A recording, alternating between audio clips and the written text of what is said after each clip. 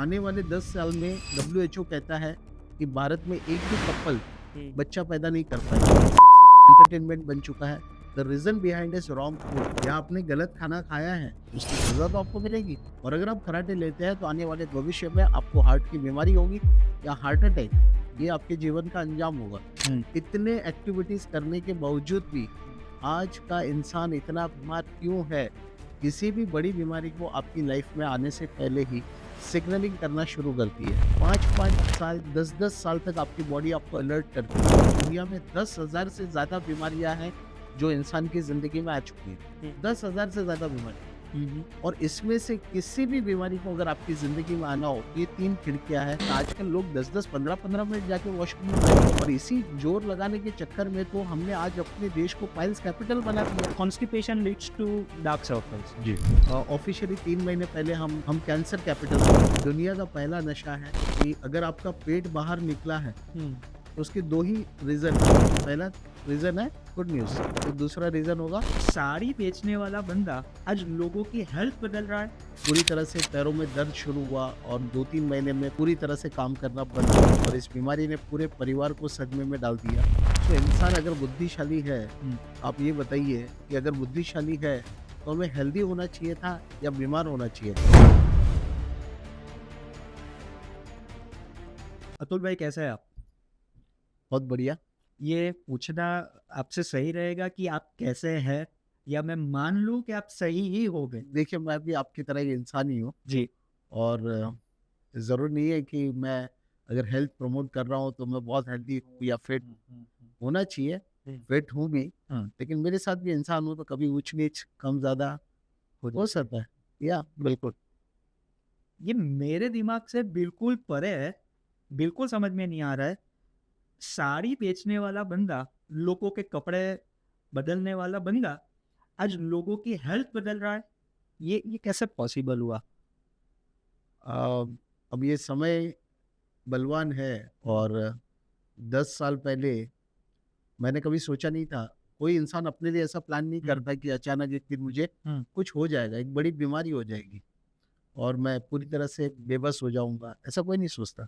बिल्कुल। लेकिन ऐसा सडनली मेरी लाइफ में हुआ 10 साल पहले 2014 में। जी।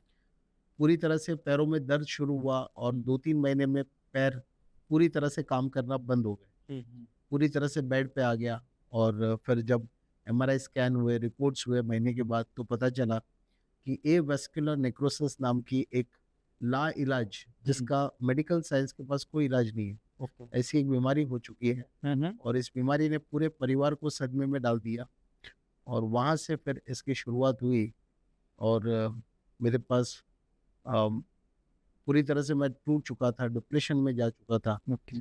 सुसाइडल थॉट्स आने शुरू हो गए थे क्योंकि इतना पेन में था और बीमारी का कोई इलाज नहीं। हुँ, अगर हुँ, आप विचार कीजिए कि 35 साल की उम्र में, 37 साल की उम्र में अगर कोई इंसान हुँ, अपाहिज हो जाए अचानक से, हुँ, तो ये बहुत डरावना था हुँ, और वहीं से मेरे जीवन की यात्रा शुरू हुई। मन में सवाल खड़े हुए कि डॉक्टर साहब मुझे ये बीमारी क्यों हुई? हुँ, मुझे समझना था कि मुझे बीमारी क्यों हुई और ये समझते-समझते हुँ, अ, पता नहीं मैं कैसे हेल्थ का एक्सपर्ट बन गया। हुँ, पहले अपनी हेल्थ को मैंने ठीक किया ओके। और ठीक होने के बाद लोग मुझे बुलाने लगे, मेरी बातों को हुँ, सुनने लगे, उनको अच्छा लगने लगा, उनको बेनिफिट्स होने लगे मेरी बातों से हुँ, और वैसे ही पूरा का पूरा ये यूजेस का कारोबार शुरू हुआ अच्छा। और जो बिज़नेस था, हुँ, वो थोड़ा-सा साइड में रह गया हुँ, और अब मैं बहुत एन्जॉय करता हूँ। इसको मैंने बिल्कुल अपना पैशन बना लिया है हुँ, हुँ, और बस अब लोग मुझे हेल्थ एक्सपर्ट कहते हैं, हेल्थ कोच कहते हैं हुँ। और मेरे टॉक्स होते रहते हैं। अभी भी साड़ी का बिज़नेस चालू है? बिल्कुल, बिल्कुल। कौन बिज़नेस मैनेज करता है? मेरी टीम है और मेरे पिताजी भी अभी भी एक्टिव है और वो भी देखते हैं। सो बिज़नेस इज़ रनिंग। तो ये आपने वेस्कुलर नेक्रोसिस जो एक बीमारी बताई, वो बीमारी में होता क्या था? मतलब क्या उसके फीचर्स रहते हैं और आपको पता कैसे चला कि you are having this problem? एक मामूली सी शुरुआत, पैरों में दर्द शुरू हुआ। ओके। 1 महीने में दर्द इतना बढ़ गया कि हुँ, मैं चल नहीं पा रहा हूँ, पैर पे हाथ लगा के भी झुक के भी नहीं चल पा रहा हूँ, इतना दर्द बढ़ गया। अच्छा। सो फाइनली 1 महीना क्या हम एक्सपेरिमेंट करते हैं छोटे-मोटे हुँ, कुछ पेन किलर खाई या एक्स-रे करवाया और एक वैद्य के पास गए, छोटे-मोटे एक्सपेरिमेंट किए, कुछ हुआ नहीं, बढ़ते गया। हुँ, और फाइनली फिर डॉक्टर ने बोला कि एमआरआई स्कैन करना पड़ेगा, आप हमको डाउट हो रहा है। और एमआरआई स्कैन में ये पता चला कि एवेस्कुलर नेक्रोसिस नाम की एक जो गंभीर बीमारी है वो हो चुकी है। और वहाँ से सब कुछ इसकी शुरुआत हुई। तो बेसिकली होता ये है उस बीमारी में कि हिप जॉइंट जो है, दोनों जो हमारे बॉडी का सबसे बड़ा बॉल सॉकेट है ये, सबसे बड़ा बॉल जॉइंट, वो पूरी तरह से डेड हो गया था। डॉक्टर का कहना ये है कि नेक्रोसिस मतलब सड़ जाना, गल जाना, या टाइप ऑफ कैंसर बोल सकते हैं, या डेड बोन डिजीज, डॉक्टर इसको अपनी भाषा में डेड बोन डिजीज कहते हैं, मर गया। और डॉक्टर ने बोल दिया कि एक बार जो मर गया वो दोबारा जिंदा नहीं हो सकता, तो आप दोबारा इस पैर पे नहीं चल सकते, आपको टोटल हिप ट्रांसप्लांट करना पड़ेगा और फिर इसका इलाज नहीं है।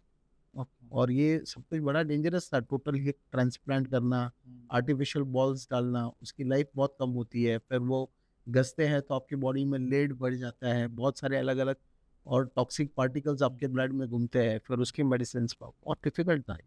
आपने क्योर कैसे किया इसको? अब सवाल ये तब खड़ा हुआ पता नहीं कैसे, और हर डॉक्टर को दोबारा मिलना शुरू कर दिया, फीस भरनी शुरू कर दी।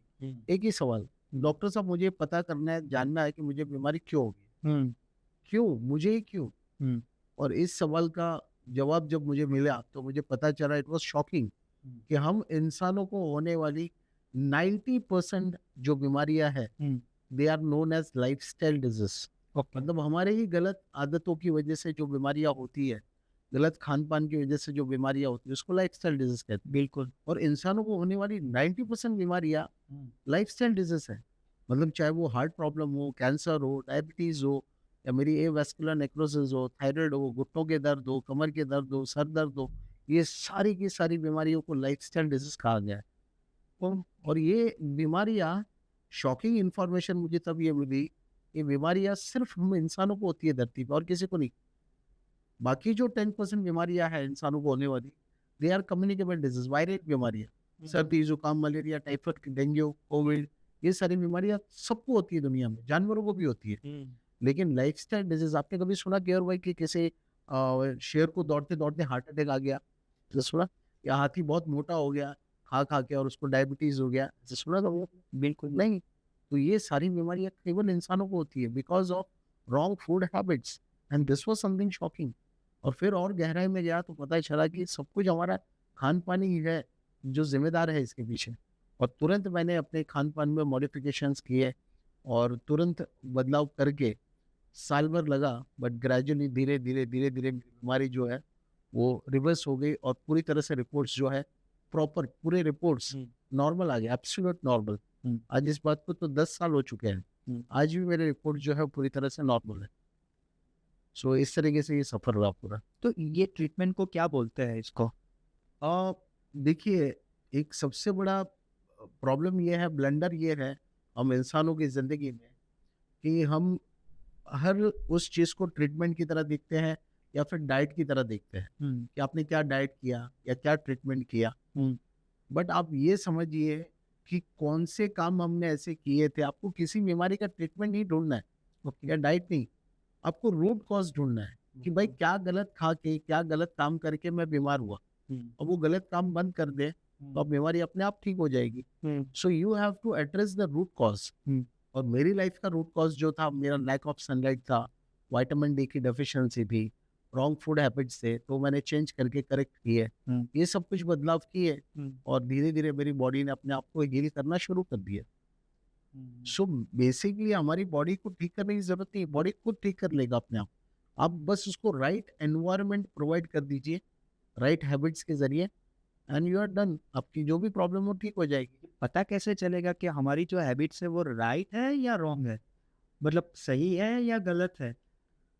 क्योंकि आज के नॉर्म्स चेंज हो चुके हैं। जी। स्मोक करना लोग मानते हैं कि it is a good habit. आप सोसाइटल होते हो, लोगों के साथ नेटवर्क क्रिएट करते हो। जी। पार्टीज करना, लेट तक पार्टीज करना, this is sine of very good networking, या लोग मानते हैं कि इससे आपका नेटवर्क बिल्ड होता है। जी। तो ये सही है या गलत है?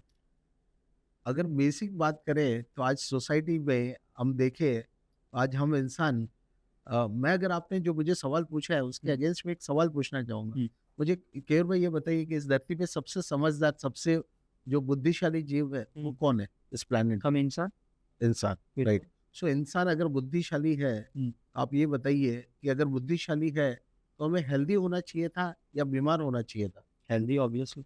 तो सबसे ज्यादा बीमार कौन है सोसाइटी में आज, समाज में, सारे बर्ड्स एनिमल्स में, इस प्लेनेट पे सबसे ज्यादा बीमार कौन है? अभी ऐसा बोलना चाहूँ तो इंसान है, लेकिन मैं अगर पूछूं हाँ। कि अगर हम इंसान है तो हो सकता है या वो बर्ड्स है या एनिमल्स है वो भी बीमार है, वो हमको कैसे पता चलेगा? सो अगर वो बीमार होते हैं, वो अगर अनफिट होते हैं, आज देखिए कोई भी बर्ड एनिमल दुनिया में कोई भी है, पक्षी है, वो बीमार होते हैं तो आज देख रहे हैं हम लोग कि किस तरीके से जंगलों में लोगों की हेल्थ होती है। बिल्कुल। उनका एक ही फैक्टर होता है कि वो अगर बीमार है तो अपना खाना बंद कर देते हैं, हेल्दी है तो खाते पीते हैं। मतलब बिल्कुल। जानवरों को अगर आपको पता करना है कि अगर वो हेल्दी है कि नहीं, तो वो खाना खा रहा है, खाना खा रहा है मतलब वो हेल्दी है। ओके। ये जिसके पास भी पेट है, एनिमल्स है घर में, हमको ये बात पता है, ये बहुत कॉमन सी बात है कि मेरा जो पेट है वो हेल्दी है या नहीं है। अगर वो खा रहा है तो हेल्दी है, नहीं खा रहा है तो बीमार है। सो ये बहुत इजी तरीका है। और हम अगर देखें तो ये डायबिटीज होना, लोगों के पैर खराब हो जाना ओके। और उनकी आंखें चली जाना, डायबिटीज में किडनी डैमेज होना, ऐसे किसी एनिमल्स के साथ नहीं हो रहा है, बिल्कुल। है ना? और जो एनिमल्स के साथ हो रहा है, हम्म, वो एनिमल्स हम इंसानों के साथ रहते हैं ओके। और इंसानों का दिया हुआ खाना खाते हैं, ओके। तो उनके साथ ये सारी बीमारियां हो रही है। अच्छा। बाकी जो नेचर में है, हाँ। जो नेचर का अपना फूड खा रहे हैं, उनको कोई प्रॉब्लम नहीं है। प्रॉब्लम है तो इंसानों के पेट्स के साथ या इंसानों के साथ रहने वाले एनिमल्स के साथ जिसको हम फीड करते हैं, तो वहाँ प्रॉब्लम जरूर है, राइट। लेकिन अगर सिंपल बात देखें तो आज इंसानों के लिए इतने अस्पताल बने पड़े ना, भर भर के अस्पताल जितने नए बनते हैं, जितने नए डॉक्टर बनते हैं, जितनी नवी दवाइयाँ बनती है, ये सब इंसान को कम पड़ता है। आप देखिए क्या हाल है हम इंसान का। बिल्कुल। तो सबसे ज्यादा बीमार तो हम ही है। तो अब समझदार होते, अब मुझे आप फिर बताइए कि समझदारी, हम समझदार होते तो बीमार होने चाहिए थे क्या इतने? कहीं तो कुछ तो गड़बड़ है, बताइए या समझदारी में गड़बड़ है, बिल्कुल। राइट? बिल्कुल। सो यही प्रॉब्लम है कि एक बेसिक सी इंफॉर्मेशन, बहुत सिंपल सी जानकारी है कि स्वस्थ रहने के लिए आज हम लोग दुनिया भर के डाइट कर रहे हैं, दुनिया भर के हॉस्पिटल्स बना चुके हैं, दवाइयाँ बना चुके हैं, हम इतना योगा इन्वेंट कर चुके हैं, प्राणायाम बना चुके हैं, बहुत सारे हेल्थ के लिए एक्टिविटीज बना चुके हैं। इतने एक्टिविटीज करने के बावजूद भी आज का इंसान इतना बीमार क्यों है? और उसका एक सिंपल आंसर अगर मैं दूं, तो जब से इंसान ने अपने फूड को एंटरटेनमेंट बना दिया, दुनिया में देखिए किसी भी बर्ड एनिमल के लिए फूड एक नीड है ना, सिर्फ जिंदा रहने के लिए जरूरत है। इंसान ने अपने फूड को एंटरटेनमेंट बना दिया और इसीलिए उसकी जिंदगी भी अब हॉस्पिटल में जाके पूरी तरह से एंटरटेनमेंट बन चुकी है, है ना? सो ये बड़ी प्रॉब्लम है कि हमने अपनी हेल्थ के साथ बहुत खिलवाड़ कर दी है। बिल्कुल। मेरा सवाल ये है कि क्या फूड हैबिट्स ही one of the reason behind those problems, या फिर हेल्दी लाइफ, या फिर lifestyle habits that is the problem? जब हम लाइफस्टाइल हैबिट्स की बात करते हैं तो उसमें सारे फूड अलग अलग आ जाते हैं उसमें। देखिए एक फूड तो है नहीं, वैसे हमको लगता है कि हम सिर्फ जो खाना खा रहे हैं वही हमारा फूड है। नहीं, देयर आर 5 डिफरेंट फूड्स। एक हम जो मुंह से खाते हैं, पृथ्वी तत्व, जिसको हम अर्थ एलिमेंट बोलते हैं। बिल्कुल। सो अर्थ एलिमेंट्स जो है वो सारे फ्रूट, सब्जियां, रोटी, सब्जी हम खाते हैं तो अर्थ एलिमेंट बॉडी को मिलता है। This is one food. Okay. Second food is water. So right amount of water is so important. बिल्कुल। Third food is sunlight. So sunlight के बिना there is no existence, no life possible without sunlight. So sunlight भी इतना equally हमारी body के लिए important, this is a part of lifestyle. और इसके अलावा अगर हम बात करें तो वायु तत्व, breathing, fresh air, good air, ये भी इतनी इम्पोर्टेंट है। उसको और बेहतर बनाने के लिए प्राणायाम, सो बहुत सारे ब्रीदिंग टेक्निक्स है जो आप अप्लाई कर सकते हैं।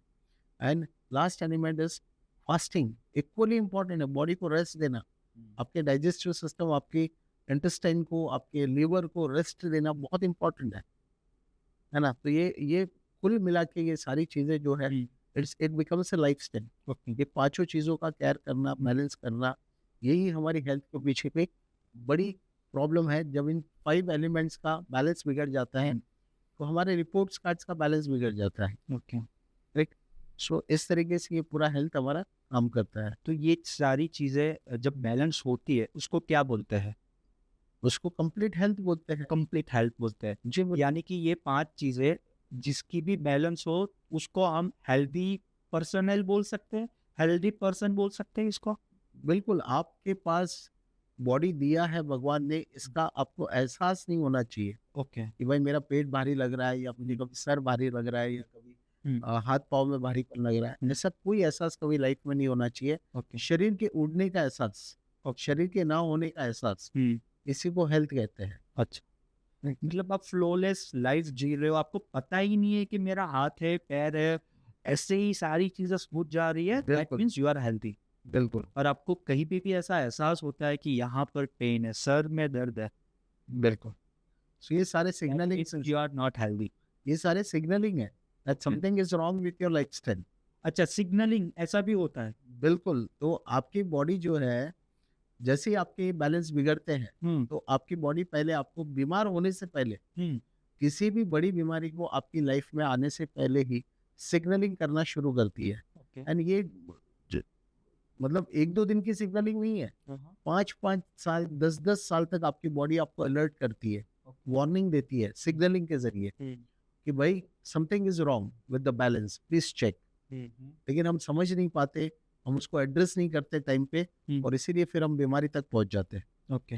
और बीमारी आने के बावजूद भी, जैसे डायबिटीज़ आ गई हुँ, या फिर बीपी आ गया, शुगर आ गया, थायराइड आ गया, बीमारी आने के बावजूद भी अगर हम अपनी लाइफ़स्टाइल को ठीक नहीं करते हैं, हुँ, तो फिर फाइनली ऑर्गन डैमेज, धीरे-धीरे हम ग्रेजुअली वहाँ पहुँच जाते हैं। जैसे डायबिटीज़ है तो किडनी डैमेज हो जाएगी, बीपी है तो हार्ट डैमेज होगा, हुँ। ये सारी बातें। सर, ये सिग्नल्स जो आपने बताया कि डिजीज़ से पहले का जो पहला सिग्नल जो होता है, प्री डिजीज़, वो सिग्नल किस तरीके के होते हैं?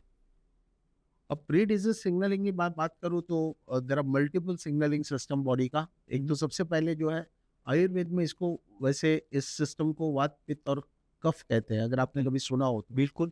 ओके, सो ये हमारे बॉडी के दोषा कहते हैं उसको। ओके। और दुनिया की हर बीमारी जो है, हुँ, ये 3 विंडो, ये 3 खिड़कियाँ हैं केयूर भाई, हुँ, जिसमें से ये बीमारियाँ हमारी लाइफ में एंटर करती हैं। हुँ, और कोई रास्ता नहीं है बीमारियों के पास हमारी दुनिया में आने का। हुँ, हुँ, किसी भी बीमारी को, दुनिया में 10,000 से ज़्यादा बीमारियाँ हैं जो इंसान की ज़िंदगी में आ चुकी हैं। हुँ, 10,000 से ज़्यादा बीमारियाँ। हुँ, हुँ, और इसमें से किसी भी बीमारी को अगर आपकी ज़िंदगी में आना हो, तो ये 3 खिड़कियाँ हैं, वात, पित्त और कफ। जो खिड़की खुली रहेगी, बिगड़ेगी, हुँ, जो दोषा आपका बिगड़ेगा, हुँ, वहाँ से बीमारी आपकी लाइफ में एंटर करेगी। ओके। सो अगर वायु प्रकृति बिगड़ती है, वात दोष बिगड़ता है, हुँ, जिसको हम गैस्ट्राइटिस कह सकते हैं इंग्लिश में समझने के लिए।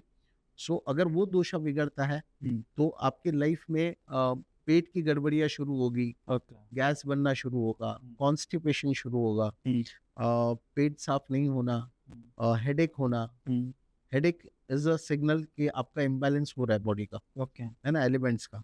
सो ये सारे सिग्नलिंग, हम हेडेक को तो एकदम मामूली चीज़ लेते हैं, हम गिनती में लेते नहीं है। सर दर्द होता है तो हमको, अरे बॉडी इतना बड़ा सिग्नल दे रही है बॉडी के इम्बैलेंस का, और हेडेक होते ही हम गोलियाँ खा के अपने शरीर को ही खामोश कर देते हैं। हुँ, सो ये सारे सिग्नलिंग है। अब मैं कॉन्स्टिपेशन की बात करूँ, तो कॉन्स्टिपेशन के बारे में लोगों को पता है तो वो कि कॉन्स्टिपेशन किसको कहते हैं। हुँ, अगर आपने केयर बाय कभी किसी बर्ड्स एनिमल्स को ऑब्जर्व किया हो दुनिया में, they take less time to pass stools हाँ, हाँ, एंड यूरिनेशन करने के लिए उनको ज़्यादा समय लगता है। अगर आपने किसी को भी ऑब्जर्व किया हो, गाय, भैंस, कुत्ता, बिल्ली, हुँ, बराबर है? बिल्कुल। सही बात है।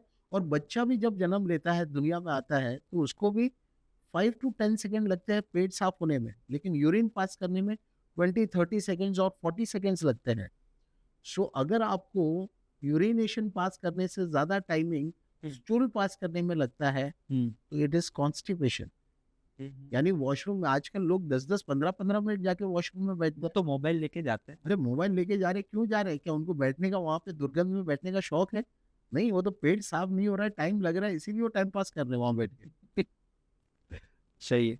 सो प्रॉब्लम 1 मिनट का, जो आधे मिनट का काम नहीं है, हुँ, ये गया, आपने थूका, आपको बस पॉटी वहाँ पे थ्रो करनी थी, थूकना था, निकाल के फेंकना था। हुँ, इट वाज़ जस्ट हार्डली 5 से 10 सेकंड का काम था। हुँ, लेकिन लोगों के पेट ही साफ नहीं हो रहे, बैठ के वहाँ पे ज़ोर लगाते रहते हैं। और इसी ज़ोर लगाने के चक्कर में तो हमने आज अपने देश को पाइल्स कैपिटल बना दिया। अच्छा। लोगों ने जोर लगा लगा के पूरे रेक्टम को डैमेज कर दिया, चिथड़े उड़ा दिए उसके, उसी में चीरे पड़ जाते हैं, खून निकलते हैं, नसें बाहर निकल जाती है, उसको पाइल्स कहते हैं। और आज हम पाइल्स कैपिटल बनने की कतार पे पहुंच चुके हैं। ऑलमोस्ट ऑफिशियल अनाउंसमेंट 2-4 जगह पे हो चुकी है, 2-4 जगह पे बाकी है। तो गलत खाना खा खा के केयूर भाई, लोगों ने अपने देश को पाइल्स कैपिटल बना दिया है। आप विचार कीजिए, राइट? सो ये वायु दोष बिगड़ने का सिग्नलिंग है। हुँ। ज्यादा देर टॉयलेट में स्पेंड करना, सुबह सुबह पेट साफ नहीं होना। अगर आपके घर में परिवार में कोई भी रहता है, चाहे वो 1 साल का बच्चा हो या 100 साल के बुजुर्ग हो, सब पे मेरे ये रूल्स जो मैं आपको अभी बता रहा हूँ, ये सारे आयुर्वेद के बेस है। तो ये सब पे लागू पड़ेंगे आपकी फैमिली पे। हुँ। तो अगर पेट साफ सुबह नहीं होता, वो बोलता है मैं दिन में जाता हूँ, तो इट इज कॉन्स्टिपेशन।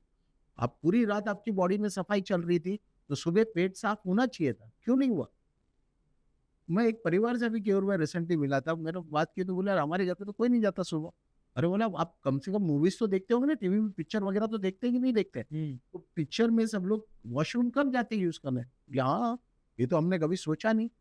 अरे यार, सुबह पेट साफ होना चाहिए, हुँ। अगर नहीं होता तो इट इज कॉन्स्टिपेशन। हुँ। आप बस लिख के ले लो, उसको 10 साल, 5 से 10 साल दे दो, और उसकी जिंदगी में वायु दोष यानी वात प्रकृति की बीमारियों के धमाके शुरू होंगे। ओके। गारंटेड है, दुनिया की कोई ताकत नहीं रोक सकती। अगर आपका पेट गड़बड़, और सभी कहते हैं ना, ये तो बहुत पुरानी कहावत है, पेट साफ तो रोग माफ, हुँ। है ना? सारी शुरुआत बिल्कुल। बीमारियों की पेट से होती है, बिल्कुल। राइट? सो कॉन्स्टिपेशन किसको कहते हैं, ये आज मैंने आपको बता दिया हुँ। कि वॉशरूम में ज्यादा टाइम लगना, सुबह सुबह पेट साफ नहीं होना, हुँ, हुँ। है ना, संतुष्टि से पेट साफ नहीं होना, हुँ। तो ये सारे के कॉन्स्टिपेशन के लक्षण है। हुँ। साथ ही साथ बॉडी ऑर्डर ज्यादा होना, पसीने में ज्यादा दुर्गंध होना, हुँ, हुँ। या यूरिनेशन में ज्यादा स्मेल होना, ये सारे के सारे वायु दोष बिगड़ने के लक्षण है। हुँ। सेकेंड है पित्त दोष। पित्त यानी एसिडिटी। बराबर। तो अगर आपको एसिडिटी की प्रॉब्लम रहती है हमेशा, अक्सर छाती में जलन होना, बर्निंग सेंसेशन, सो ये है पित्त दोष बिगड़ने का लक्षण, indication that something is wrong. अगर आपने नहीं बदलाव किए तो फ्यूचर में आपकी बॉडी के बहुत सारे सिस्टम डैमेज हो जाएंगे, क्योंकि बॉडी एसिडिक हो रहा है ज्यादा। तो वहां पे अगर एसिडिक हो रहा है, तो फिर आपको अलर्ट होना पड़ेगा दैट समथिंग चेंजेस करने की, आपको कुछ तो बदलाव करने की जरूरत आ चुकी है अब। और वायु दोष बिगड़ता है तो फ्यूचर में वायु की बीमारियां जो है वो होगी। सारे जॉइंट की जो बीमारियां है, जिसमें भी पेन होता है, ये सारी बीमारियां वायु के रूप। और आखिरी जो दोष है सिग्नलिंग के लिए, वो है कफ प्रकृति। हुँ। अगर आपकी प्रकृति बिगड़ती है, सुबह उठते ही बलगम आना गले में, सुबह उठते ही खर खर करके बलगम थूकना, या दिन भर गले में बलगम बनना, या बार बार जुकाम होना, हर महीने 2 महीने में बार बार जुकाम होना, साल में एक बार ऋतु बदले और जुकाम हो तो कोई प्रॉब्लम नहीं है, इट्स ऑल राइट। लेकिन बार बार जुकाम हो रहा है, तो ये कफ कफ प्रकृति बिगड़ने का इंडिकेशन है, लक्षण है।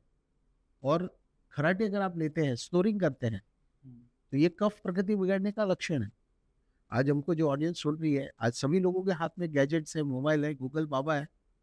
आप सवाल कीजिए ना, आपके खराटे जो है, स्नोरिंग हमको क्या लगता है क्लियर हुआ है, एक सामान्य चीज है, मामूली चीज है, हुँ। होती है तो होती है। अरे क्यों होती है तो पूछिए ना भाई साहब, कभी सवाल किया आपने कि भाई खराटे क्यों आते तो आप गूगल कीजिए, your snoring is directly connected to your heart.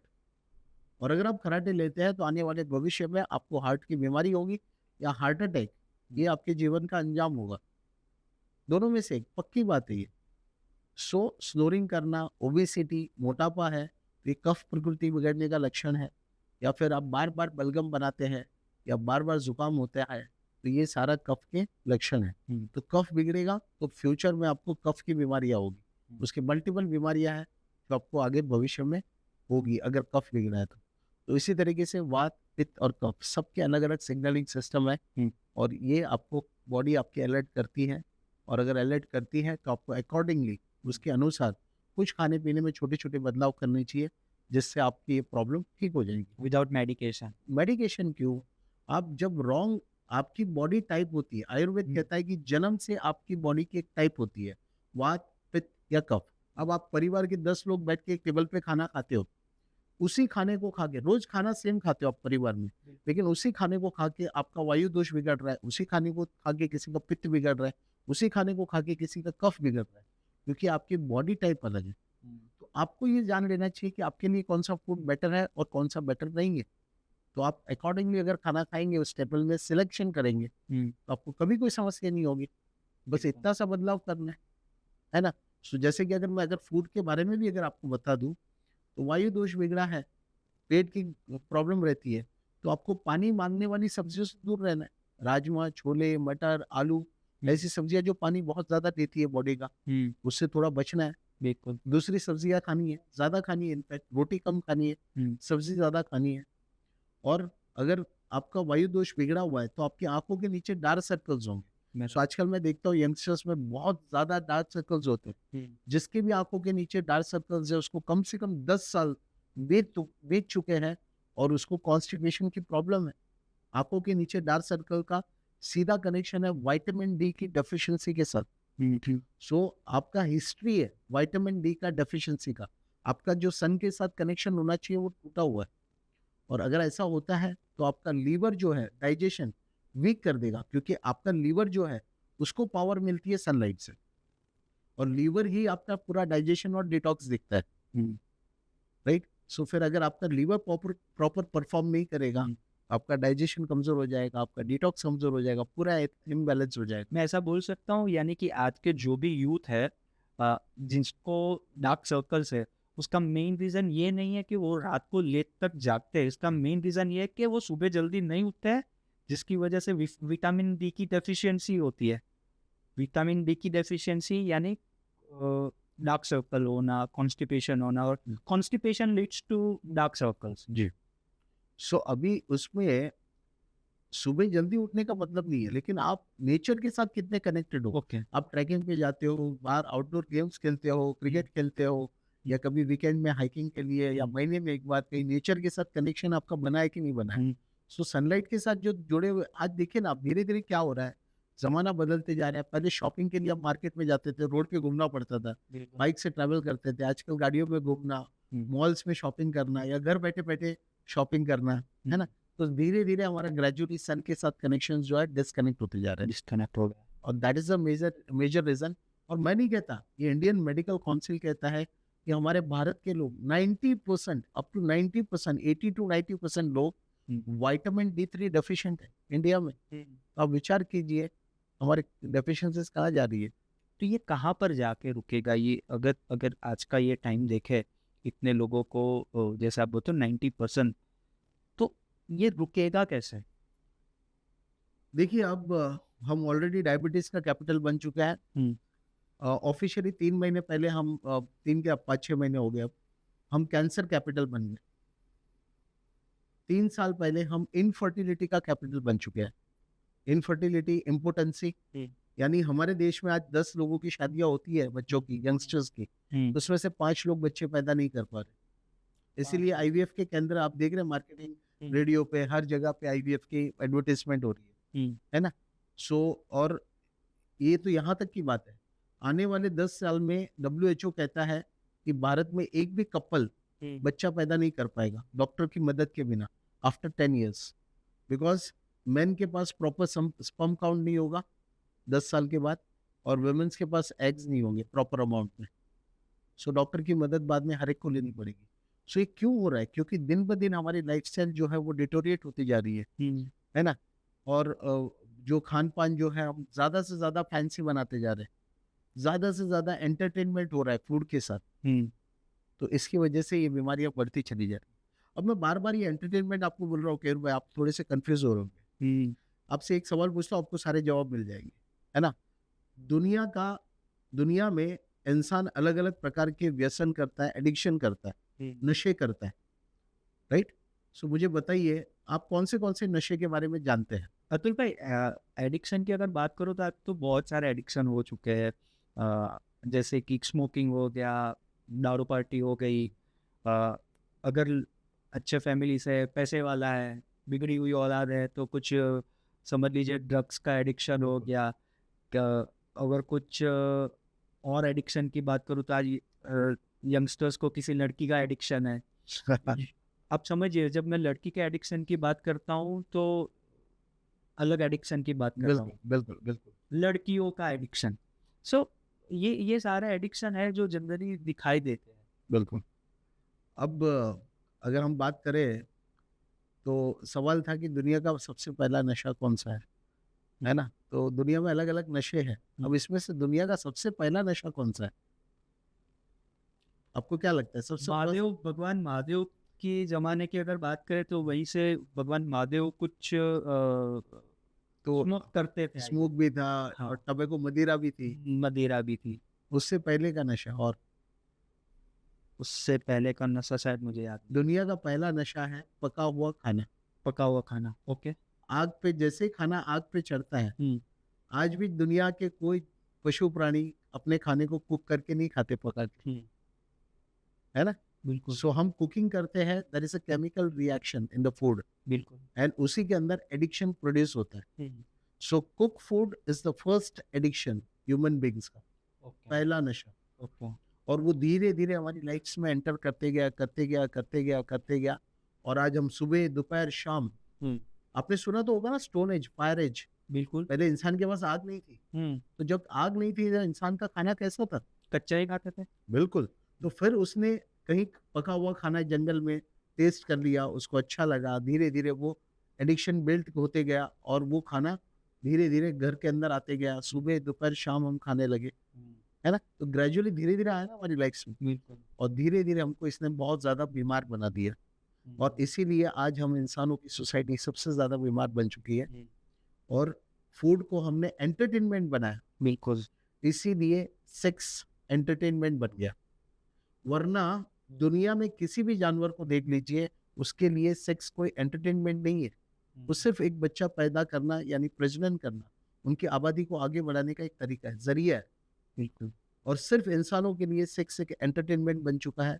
The reason behind is wrong food. हम गलत खाना, जैसा अन्न वैसा मन, ये तो आपने सुना होगा। बिल्कुल।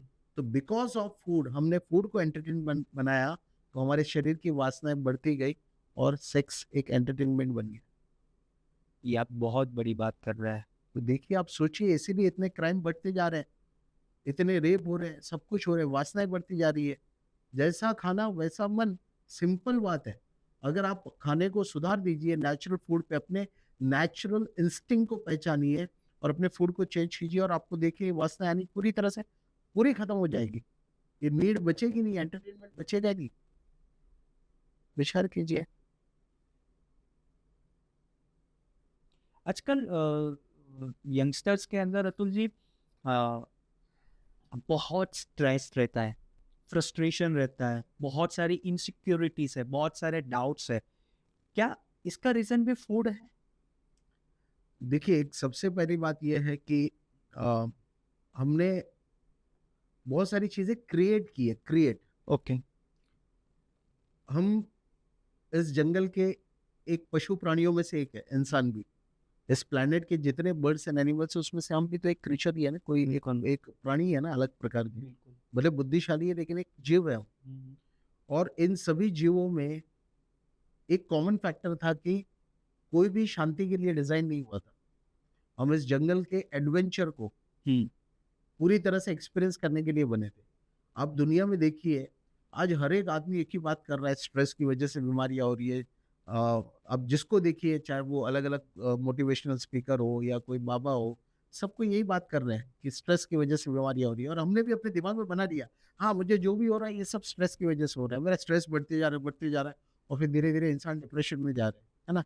और फिर साइकियाट्रिस्ट की मेडिसिन्स पे आ जाता है। So actually life is an adventure.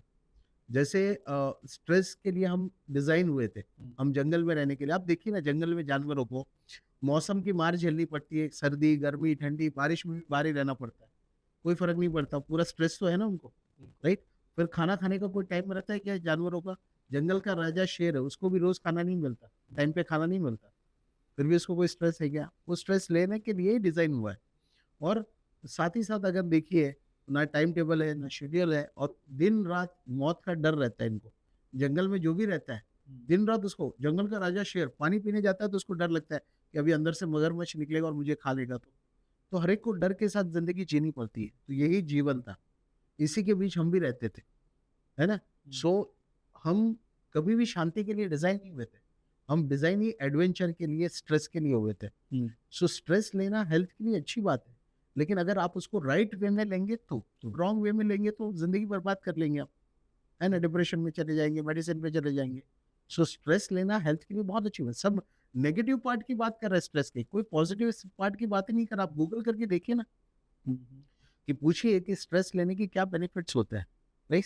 तो शॉर्टकट में क्योर में अगर मैं आपसे बात कहूँ, तो कोई भी इंसान शांति के लिए डिज़ाइन नहीं हुआ था। अगर इंसान को शांति मिल जाए, तब भी हज़म नहीं होगी उसको शांति।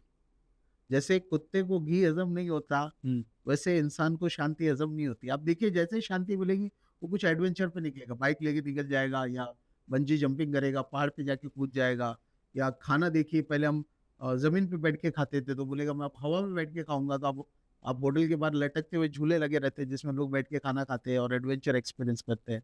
है ना? शांति कहाँ चाहिए? कुछ ना कुछ एडवेंचर चाहिए। पान में धुआँ डाल के खाएगा, आग लगा के खाएगा, कुछ ना कुछ एडवेंचर चाहिए। इंसान इंसान को शांति चाहिए कहाँ? शांति कब होती है जब लोग सैटिस्फाई होते हैं। हुँ। जिसको सैटिस्फैक्शन हो गया, हाँ यार चलो I am happy with this. लेकिन चीज़ क्या है, मुझे लगता है कि आज लोग सैटिस्फाइड ही नहीं है, लोग खुश ही नहीं है कि मेरे पास जो आज है, मेरे पास आज जो है वो सफिशिएंट है, मैं उससे खुश हूँ। एक नीड सैटिस्फाई हो जाएगी, ही और she will run after the another one. ये मेरे पास ये क्यों नहीं है?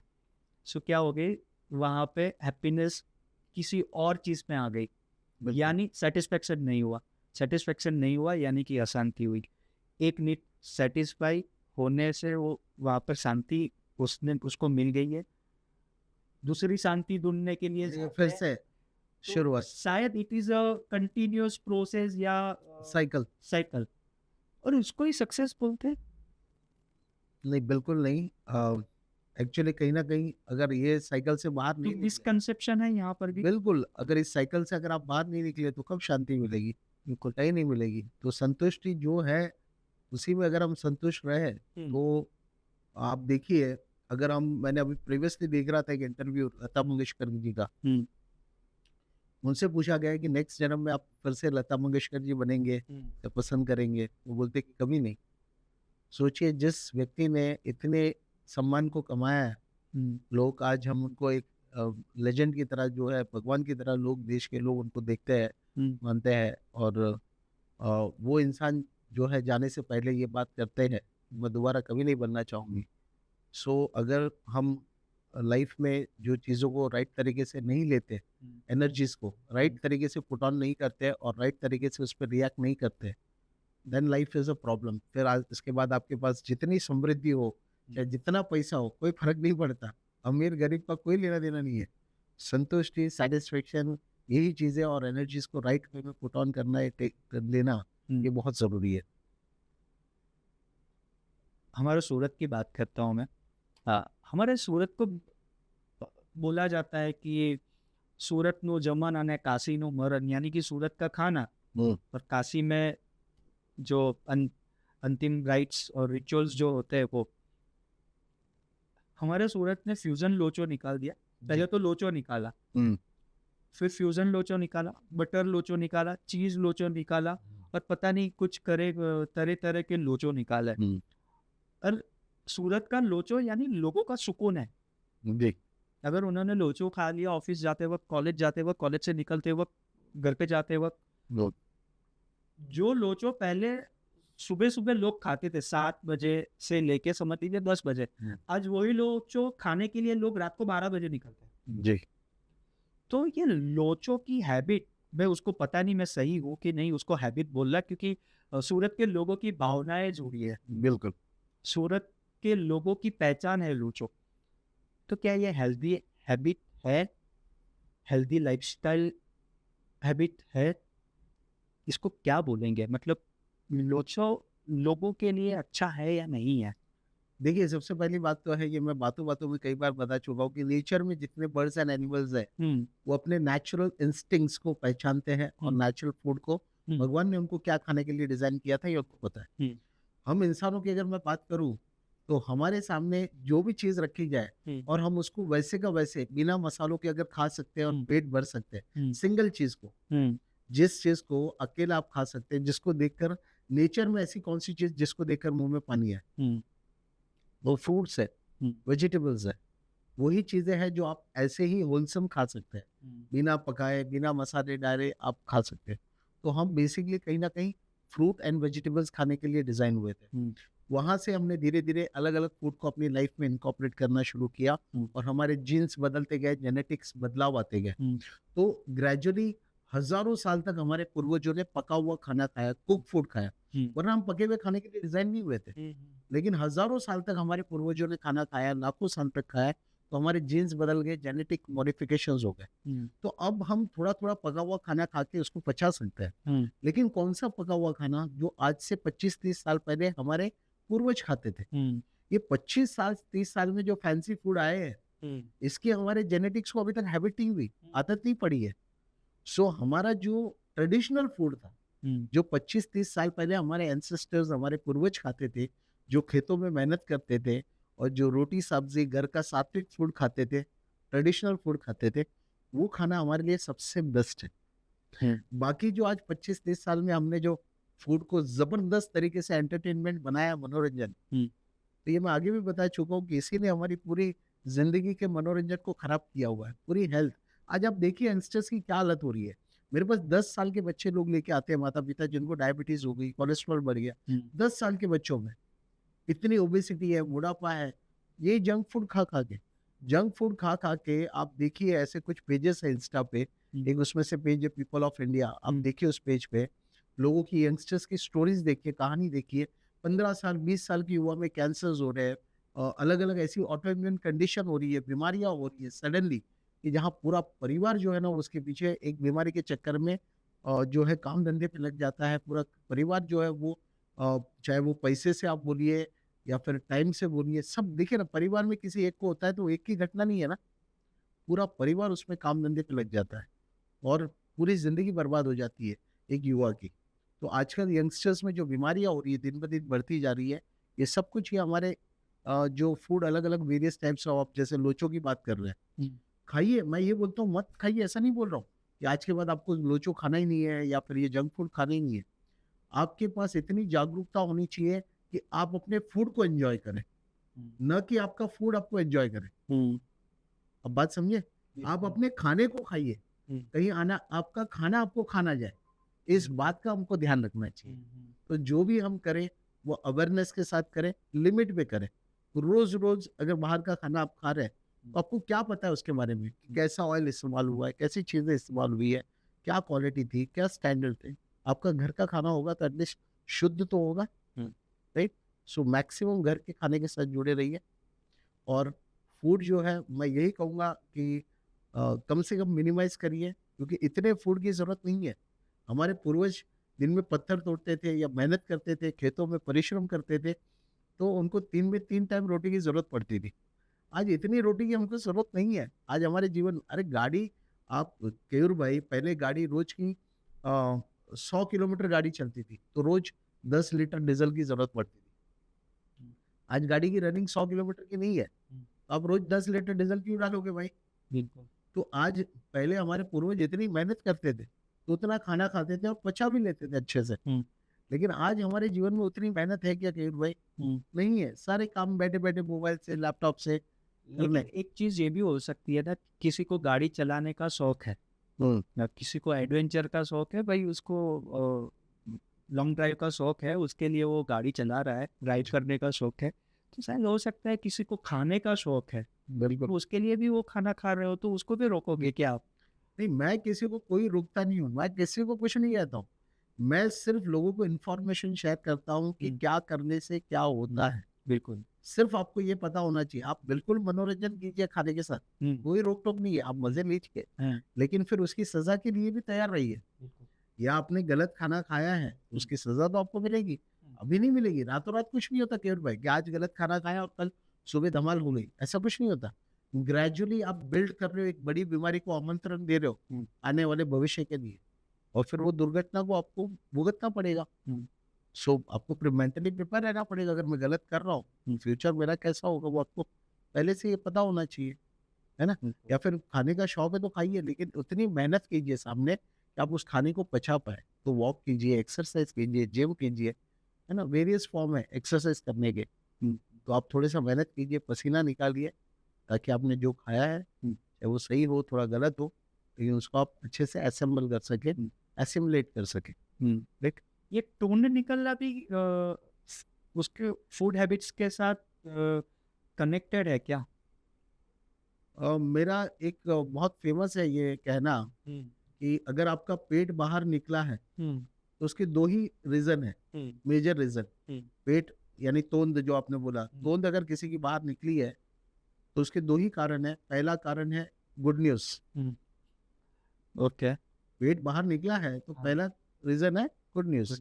और बिना गुड न्यूज के अगर पेट बाहर निकला है तो दूसरा रीजन होगा क्या? Bad news, bad news. है ना। हाँ जी। सो जिस इंसान को ये ज्ञान नहीं है कि मेरा पेट जो है मेरी मुट्ठी के बराबर है, मुझे एक बार में 150 से 200 ग्राम खाना चाहिए, और वो ओवर ईटिंग करना है, अपनी पेट की थैली की क्षमता से 4 गुना 5 गुना खाना ठूस लेता है, उसी का ये शोरूम जो है वो धीरे धीरे गोदाम बन जाता है। सो मैं नहीं कहूँगा कि मैं पहले से, मुझे भी पूरा ज्ञान था पैदाइश, ऐसा कुछ नहीं। एक ठोकर लगी बीमारी की और ज्ञान है। बीमार होने से पहले मैं खुद 85 किलोस का था, 36 की वेस्ट थी, और 9 इंच मेरी पेट बाहर थी। अच्छा। बस एक बीमारी ने पूरी अक्कल ठिकाने लगा दी और पूरी कायाकल्प हो गई, बीमारी ठीक हो गई, हेल्थ ठीक हो गई, और पूरी फिटनेस भी जो है आप देखिए, पूरा आउटलुक देखिए, पूरा पूरा पूरा पेट एकदम फ्लैट हो गया। तो एक चीज ने आपको बहुत सारा बदलाव लेके आए।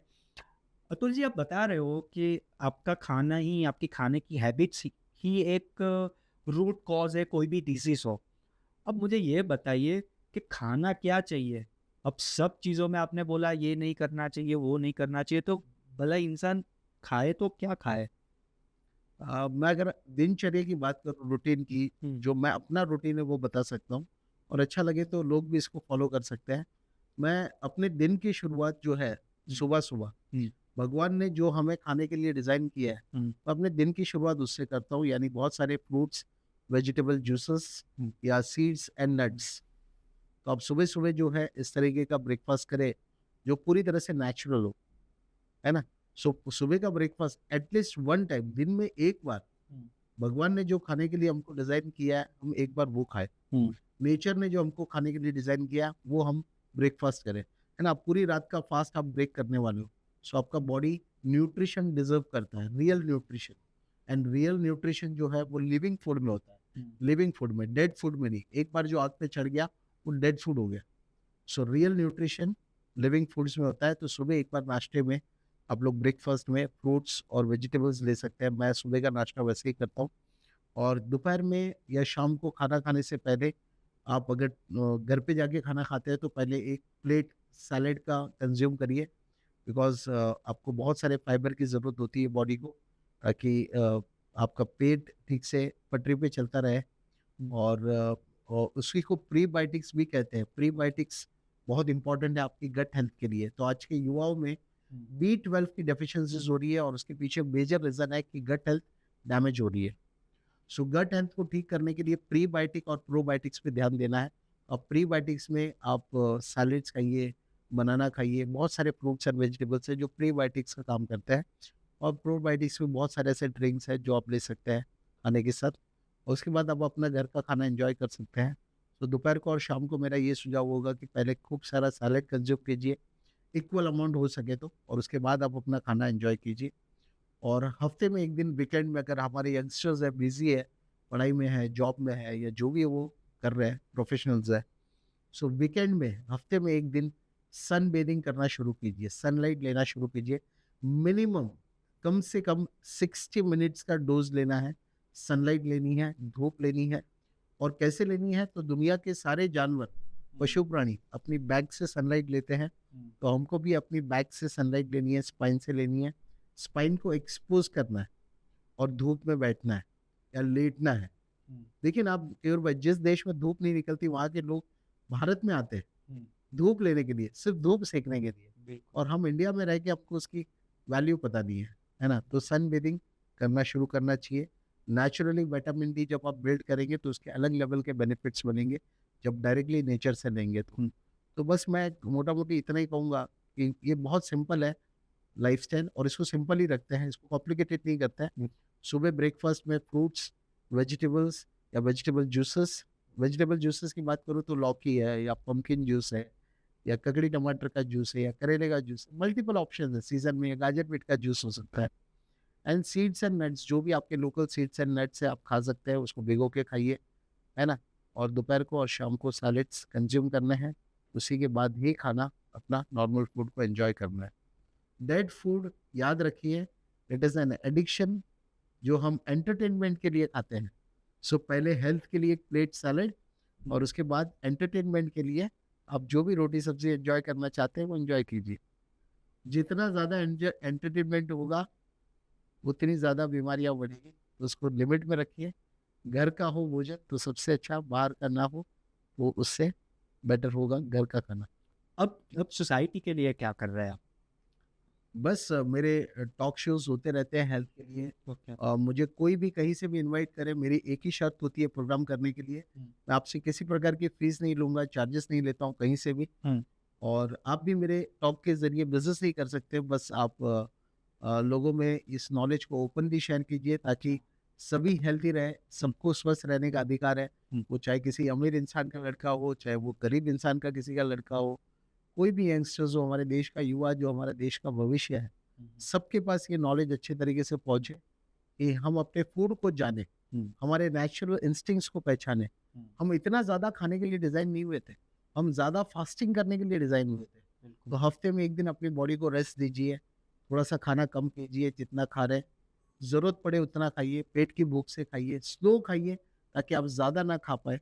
फास्ट खाने से ओवर ईटिंग हो जाती है, बिल्कुल स्लो खाने से ओवर ईटिंग नहीं होगी, अच्छा चबा के खाइए। सो ये छोटी छोटी बातें हैं जो आपकी लाइफ में बहुत सारे मैजिकल ट्रांसफॉर्मेशंस लाएगी। लेकिन साथ ही साथ मैं बहुत सारे जिसको बोलते हैं कि तपस्या, बहुत सारे ऐसे प्रोग्राम भी लोगों को देता हूँ जब लोग बीमार होके आते हैं मेरे पास, बड़ी बड़ी बीमारियां लेके आते हैं। आज अभी तक तो हम जो बात कर रहे हैं वो हेल्दी रहने की बात कर रहे हैं, लेकिन लोग जब बड़ी बीमारियां लेकर मेरे पास आते हैं तो मैं उनको बोल देता हूँ कि 10 दिन की तपस्या करनी पड़ेगी। भाई आप 10 दिन नारियल पानी पे रहो, सिर्फ नारियल पानी पीना है केवल भाई, और कुछ नहीं खाना है। आपका बॉडी खुद अपने आप को हील कर लेगा, ठीक कर लेगा, डिटॉक्स कर लेगा। किसी में कोई अलग फ्रूट का, किसी का अलग फ्रूट का, सीजन के हिसाब से जो फ्रूट रहता है उसमें मोनोडाइट करने को, फास्टिंग करने को लोगों को गाइड करता हूँ। या मेरे रेसिडेंशियल प्रोग्राम होते हैं जहाँ पे लोग आते हैं और वहाँ आके भी लोग करते हैं। सो वैसे लोग अपने आप को हील करते हैं मेरे साथ जुड़ के। सो मेरे सेमिनार्स होते हैं, मेरे रेसिडेंशियल प्रोग्राम्स होते हैं, मेरे यूट्यूब पे है। आपको कांटेक्ट करना हो तो कैसे करें? बस हम आपके साथ ही शेयर कर देंगे हमारा जो मेरी जीमेल आईडी है, और वहाँ से वो आप हमको बता सकते हैं यहाँ पर भी, अगर आपकी जीमेल आईडी बता दो हमारे व्यूअर्स को तो। ojaslife@gmail.com। ओके। सो वहाँ पे लोग मेल कर सकते हैं, या lifeojas@gmail.com। ओके। तो इस तरीके से मेल आईडी से है और लोग कांटेक्ट कर सकते हैं। तो बस ये मैं लोगों के अंदर घूमते फिरते रहता हूँ, और जहाँ हो कॉलेजेस में, स्कूल्स में, हर जगह पे वेरियस प्लेसेस पे जाके लोगों में ये अवेयरनेस करना, हेल्थ के लिए, फूड हैबिट्स के लिए। अतुल जी, मैं ये सीरीज के पॉडकास्ट 2 के लिए, क्योंकि आपके पास जिस तरीके से बहुत सारी चीज़ें जानने के लिए बाकी है, मैं आपको ऑफिशियली यही पॉडकास्ट के अंदर इनवाइट करता हूँ कि आप सेकंड पॉडकास्ट के लिए ज़रूर से अपनी समय निकालें, ताकि बहुत सारी इन्फॉर्मेशन बाकी है वो हम हमारे जो दर्शकगण हैं उनको बता पाएँ। बिल्कुल, बहुत सारी बातें हैं और हम धीरे-धीरे शेयर करते रहेंगे। लेकिन आज की बातों में ही ऐसी एक बात भी किसी ने उठा ली, इसमें से पिक कर ली। ऐसी बहुत सारी बातें जो आज ये it is all about rewiring. मुझे लगता है कि सिर्फ इंसान की सोच को सही नॉलेज की ज़रूरत है और उसको सही डायरेक्शन मिल जाएगी। तो मुझे लगता है केयूर भाई, आपको भी आज के इस हमारी बातों से आपको भी इसमें से बहुत कुछ जानने के लिए बहुत कुछ कुछ नई जानकारी मिली होगी, बिल्कुल, बिल्कुल। और आपके लिए भी यूज़फुल होगी। मुझे मुझे ऐसा भी पता चला मेरी कौन सी लाइफस्टाइल हैबिट्स है, उसके बारे में भी मुझे पता चला। बिल्कुल। अतुल जी, आप सूरतीस के इस प्लेटफॉर्म पे आए, हमारे सूरत वाले लोगों के लिए, इंडिया के लिए, हमारे स्टेट के लिए, दुनिया के लिए, ये सारी चीज़ें जो बहुत ही नेक काम कर रहे हैं, लोगों को अवेयर कर रहे हैं कि उनकी लाइफस्टाइल क्या होनी चाहिए। इसके लिए मैं सबकी तरफ से, सुरतीस की तरफ से, पूरे भारतवर्ष की तरफ से आपको शुक्रिया अदा करता हूँ। आप ऐसे ही काम करते रहे, लोगों को अवेयर करते रहे, क्योंकि मैं मानता हूँ कि वो देश वही संपन्न, सर्वगुण संपन्न देश माना जाएगा जिनका युवा हेल्दी होगा। बिल्कुल। युवा ही उनका भविष्य डिसाइड करते हैं, और आप कुछ यही कर रहे हो कि देश के युवाओं को अवेयर कर रहे हो कि आपको हेल्दी कैसे रहना है, हेल्दी हैबिट्स कैसे क्रिएट करनी है। मैं वो सारे युवाओं की तरफ से आपको शुक्रगुजार हूँ, आपको थैंक यू कहना चाहता हूँ। आप ऐसे ही आगे करते रहे, ऐसे ही लोगों को मोटिवेट करते रहे अपनी हेल्थ के लिए। Thank you very much. Thank you so much for inviting me. मुझे यहाँ बुलाने के लिए आपका भी बहुत बहुत धन्यवाद। Thank you so much Keyur भाई।